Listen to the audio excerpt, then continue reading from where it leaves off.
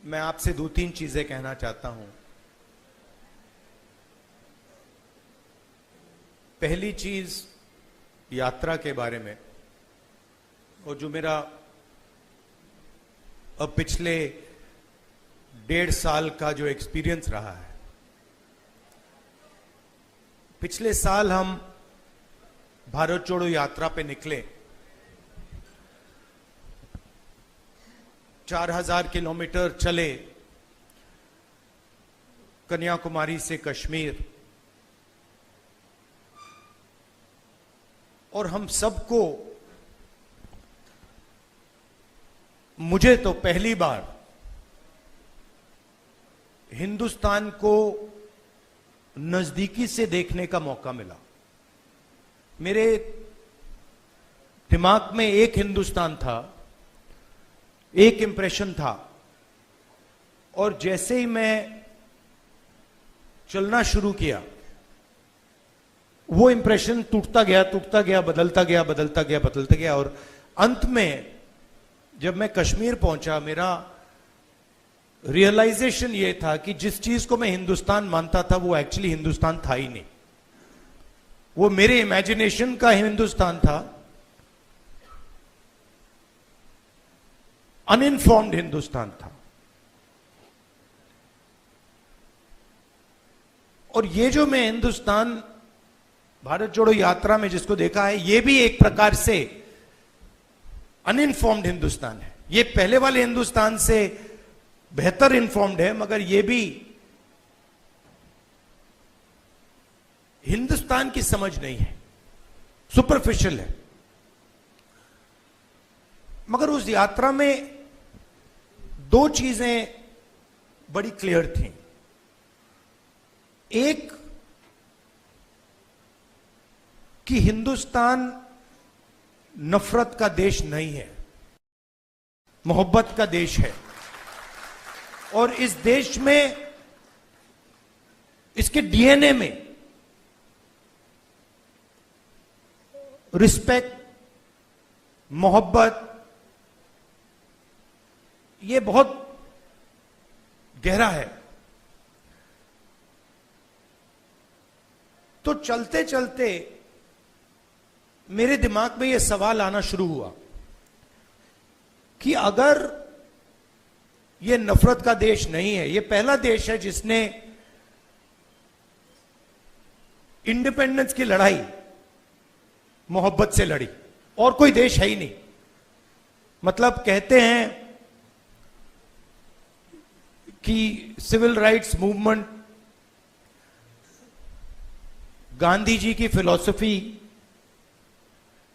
उसने गांधी जी की फिलॉसफी का प्रयोग किया, मगर जो उनको डायरेक्शन किसने दिया? उनको डायरेक्शन गांधी जी ने दिया, हिंदुस्तान ने दिया। साउथ अफ्रीका में मैं गया था, मंडेला जी ने मुझे यही कहा कि हमें जो औजार दिए गए, हमारी फ्रीडम स्ट्रगल के जो औजार दिए गए, वो अफ्रीका के औजार नहीं थे, वो आपके औजार थे, हिंदुस्तान के औजार थे, और वो औजार हमें गांधी जी ने दिए।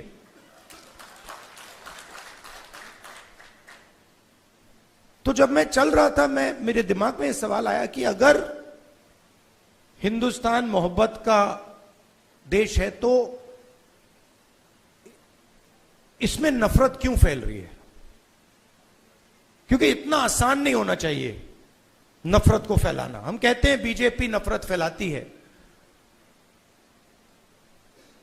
बट कोई ना कोई फाउंडेशन तो होगा, कोई ना कोई बेसिस तो होगी इस नफरत की।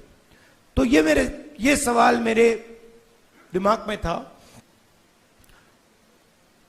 और आस्ते आस्ते मुझे बात समझ आने लगी कि नफरत का कारण अन्याय है। कि ये देश में गरीबों के साथ, किसानों के साथ, दलितों के साथ, महिलाओं के साथ, युवाओं के साथ, सबके साथ हर रोज अन्याय होता रहता है। 2-3% लोग हैं इस देश में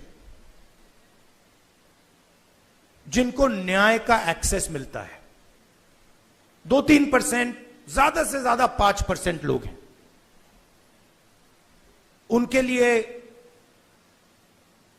कोर्ट्स काम करते हैं, उनके लिए सरकार काम करती है, सारी इंस्टीट्यूशंस में उनके लिए जगह है। बट अगर हम 90% लोगों को देखें, उनके साथ 24 घंटा अन्याय हो रहा है। 16 लाख करोड़ रुपए 20-25 लोगों का कर्जा माफ हुआ। जीएसटी का पैसा है, जनता का पैसा है, किसानों का पैसा है, मगर किसानों का 1 रुपया माफ नहीं होता है। और मैंने सरकार के अंदर से देखा है, जब हमने किसान कर्जा माफी की बात उठाई, जब हम सरकार में थे, तो रिस्पांस मिला कि ये ठीक नहीं है, इससे किसान आलसी हो जाएगा।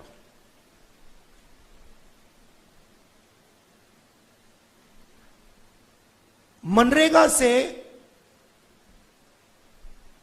गरीब व्यक्ति की आदत बिगड़ जाती है। मतलब वो काम कर रहा है, उसको आप उस काम के लिए पैसा दे रहे हो और उसकी आदत बिगड़ रही है। और दूसरी तरफ 20-25 लोग हैं, उनका 16 लाख करोड़ रुपए माफ हो रहा है, उनकी आदत नहीं बिगड़ रही। वो उसको पता नहीं विकास कहते हैं, डेवलपमेंट कहते हैं, प्रोग्रेस कहते हैं, पता नहीं क्या कहते हैं। तो अगर आप हिंदुस्तान के धन को देखें और उसको ट्रैक करें तो आपको दिखेगा कि ये जो सोने की चिड़िया कही जाती है, इसका पूरा का पूरा धन किसानों से, युवाओं से, दलितों से, आदिवासियों से, पिछड़ों से छीनकर ये 20, 25, 50, 200 कितने लोग हैं, ज्यादा नहीं है, इनके ओर फनल होता है। तो इसलिए हमने दूसरी यात्रा में न्याय शब्द जोड़ दिया। और इस यात्रा में हमारा फोकस उस पर था कि किस प्रकार का अन्याय हो रहा है। और हर कदम पे स्टूडेंट्स के पेपर लीक हो रहे हैं, किसान को एमएसपी नहीं मिल रही, मजदूर को मिनिमम वेज नहीं मिल रही, छोटे व्यापारियों को जीएसटी से दबाया जा रहा है। मतलब हर स्टेप पे, हर कदम पे लोग आ रहे थे, कह रहे थे हमारे साथ ये हो रहा है। मगर कंबाइंड कॉन्शियसनेस नहीं है। एक व्यक्ति कह रहा है मेरे साथ अन्याय हो रहा है। मेरे पास छोटे व्यापारी आए गुजरात में, उन्होंने कहा कि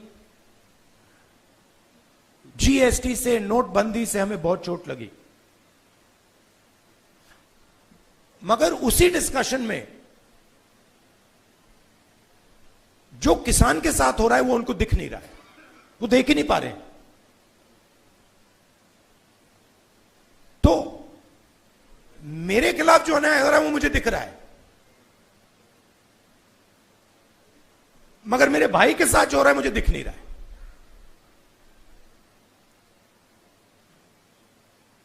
तो ये बहुत जरूरी बात है, क्योंकि जब तक आप अपने भाई के साथ जो अन्याय हो रहा है वो नहीं देखोगे, तब तक कोई मूवमेंट खड़ा नहीं हो सकता।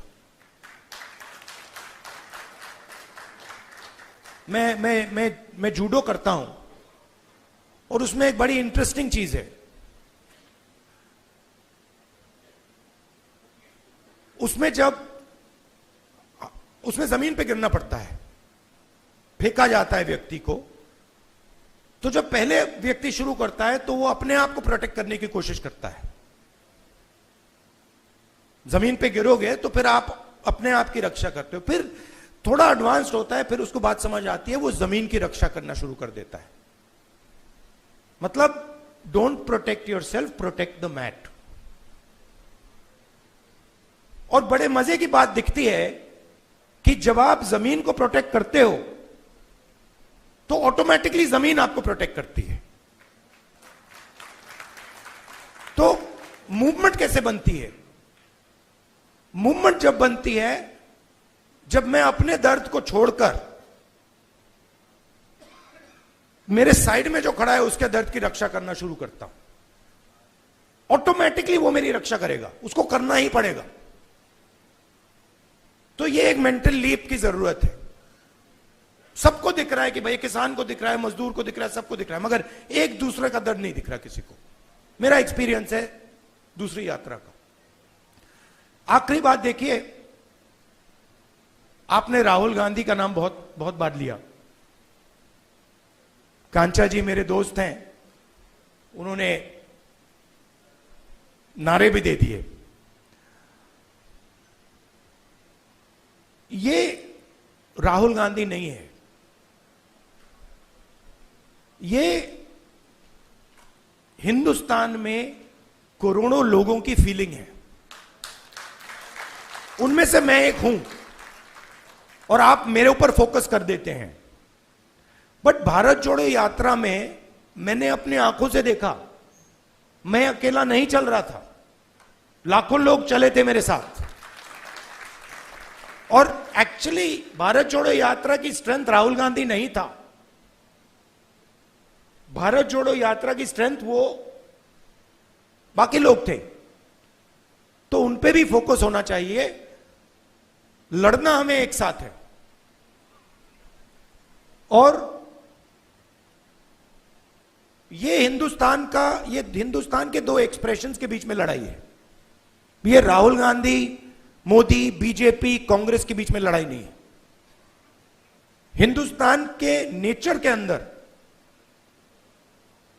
दो आत्माएं हैं और ये उन दोनों आत्माओं के बीच में लड़ाई है। एक आत्मा कहती है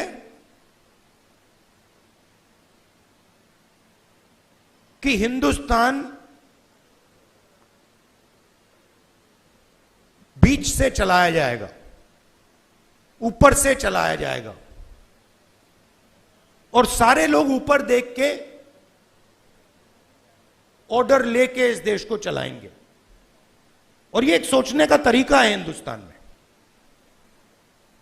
बहुत सारे लोग इसको मानते हैं, एक्सेप्ट करते हैं। और एक दूसरा तरीका है कि हिंदुस्तान को डिसेंट्रलाइज तरीके से हिंदुस्तान के सब लोगों को सुनकर चलाया जाएगा, जिसको हम, अगर आप धार्मिक तरीके से बोलना चाहते हैं, शिव की बारात बोल लीजिए।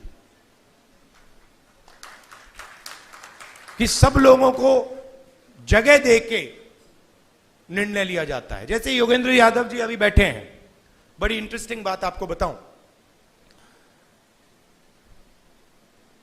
3-4 महीने पहले इन्होंने हमें कहा, देखिए हमें ये जो गारंटीज हैं, हमें क्लियरली बता देना चाहिए देश को कि इंडिया गठबंधन आएगा तो क्या करेगा। और आज मैंने इनसे पूछा कि आप बताइए, ये जो हमने गारंटीज देश के सामने रखी हैं, इससे आप खुश हैं? तो इन्होंने कहा मैं खुश हूं, मगर बहुत केओटिक डिस्कशन हुआ। केओटिक डिस्कशन हुआ क्योंकि ये एक्चुअली कांग्रेस पार्टी की, राहुल गांधी की, खारगे जी की इंडिया गठबंधन की गारंटीज नहीं है। ये एक्चुअली हिंदुस्तान की आवाज है। उसको हमने चुन चुन के सुन के निकाला है, उसको रिफाइन किया है।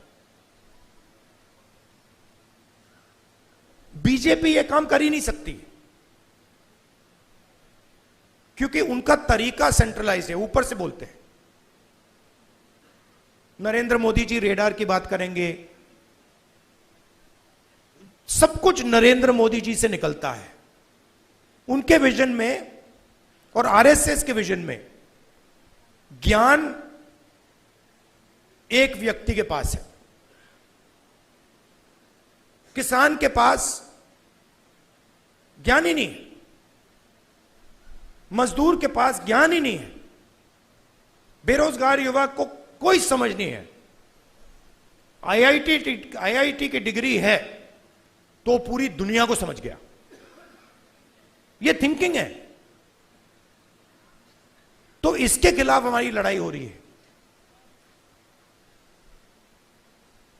हिंदुस्तान का सबसे बड़ा साइंटिस्ट, जितना उसमें ज्ञान है उतना ही ज्ञान हिंदुस्तान के किसान में है, बस दूसरे तरीके का है। मैं बंगाल गया और वहां पे वो महिलाएं थी, इसी यात्रा पे महिलाएं थी, वो बीड़ी बना रही थी। उनके हाथ में जो स्किल थी, बीड़ी बनाती थी वो, उनके हाथ में जो स्किल थी मैंने अपनी जिंदगी में कभी पहले नहीं देखी। मैंने ट्राई किया, मतलब एक बीड़ी मतलब मैंने रोल करने की कोशिश की, नहीं हो रही थी मुझसे।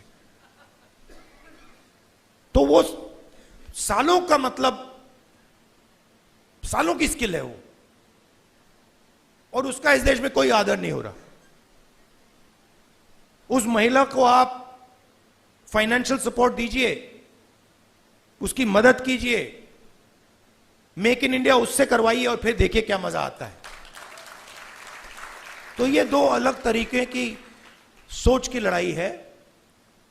इसमें हम सब एक साथ लड़ रहे हैं। बहुत अच्छा लग रहा है और घबराने की कोई जरूरत नहीं है। ये आप मत सोचिए कि बीजेपी आ गई, कॉन्स्टिट्यूशन को खत्म कर देंगे, ये कर देंगे, कुछ नहीं, इनमें इतना दम नहीं है, ये नहीं कर सकते। ये इन्होंने मीडिया को कैप्चर कर रखा है, ये आवाज बहुत करते हैं, मगर सच्चाई और हिंदुस्तान हमारे साइड है। धन्यवाद। न्याय का हक मिलने तक।